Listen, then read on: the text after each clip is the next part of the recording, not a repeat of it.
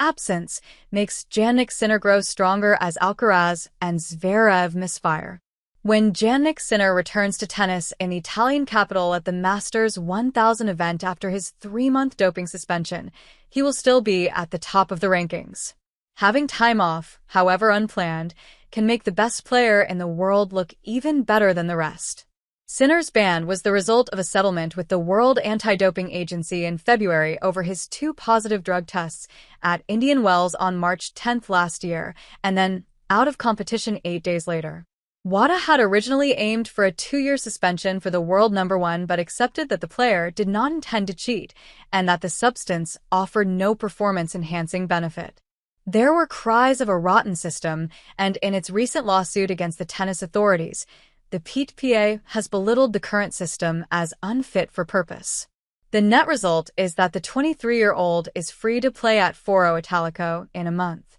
The Italian's absence presented his nearest rivals with a real chance to close the gap numerically and mentally. It's safe to say they have failed on both counts. Carlos Alcaraz won the Rotterdam Open on the same day Sinner's ban commenced and looks set to stack up some much-needed ground on his fellow next-gen graduate. Alcaraz and Sinner look destined to dominate the slams, having shared the last 5 between them. However, after losing to Yuri Lehecka in Qatar, Alcaraz hit a roadblock at the Sunshine Double. He lost to Jack Draper in the semifinals at Indian Wells and then fell to Belgian veteran David Goffin in Miami. The resounding parting shot was not the defeats, but the 21-year-old's admittance that he was mentally wounded and genuinely more worried about the opponent, Draper, than his own game. Novak Djokovic was making good sounds and good points in Miami, all the way up to the final when he succumbed to a man almost half his age in Jakub Mensik. The 37-year-old was gracious in defeat and as competitive as he could be on the court when fighting an eye infection and the long-haul wait for that 100th title.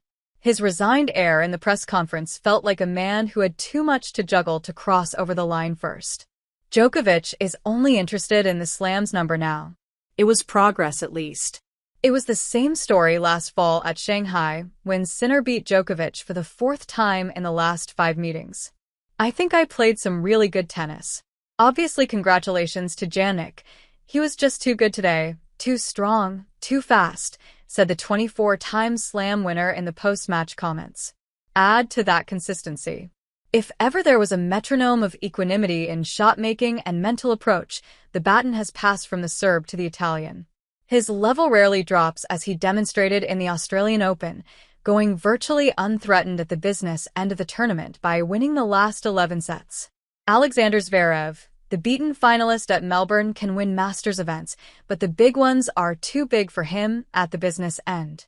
In the emotion of his defeat on Rod Laver Court, the German openly admitted that he wasn't good enough to win in Australia, or Wimbledon, New York, and Paris by extension. While Sinner graciously and genuinely comforted him at the time, there is no escaping the fact that the 27-year-old has demons that will be difficult to dismantle after 3 slam final defeats. Zverev lost to Talon Griekspoor at Indian Wells as the top seed. The Dutchman hadn't beaten a top 5 player in 18 previous attempts. At Miami, the German was down by Arthur Fils, who also psyched him out in a fiery Hamburg Open final last year. Zverev has admitted that there are problems with a bit of everything in his game currently. The Italian is not one to savor others' misfortune, but the path to a big slam number is opening up.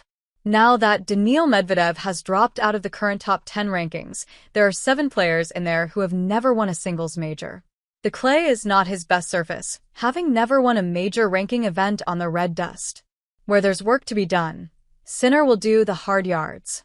Statistically, Sinner has a huge 2,685 ranking points lead over Alexander Zverev, while Alcaraz is 3,610 points behind. The forthcoming Monte Carlo Masters and the subsequent Madrid Open get the clay court swing underway, with a combined 2,000 points up for grabs for the winner. Alcaraz and Zverev have won the latter twice, but never the former. As for the doping furor, Jannik Sinner's sanctuary has been the tennis court, and there is no reason to believe that he won't be as effective when the return to action happens. Rome wasn't built in a day, reads the famous proverb. The ground strokes and groundwork were years in the making.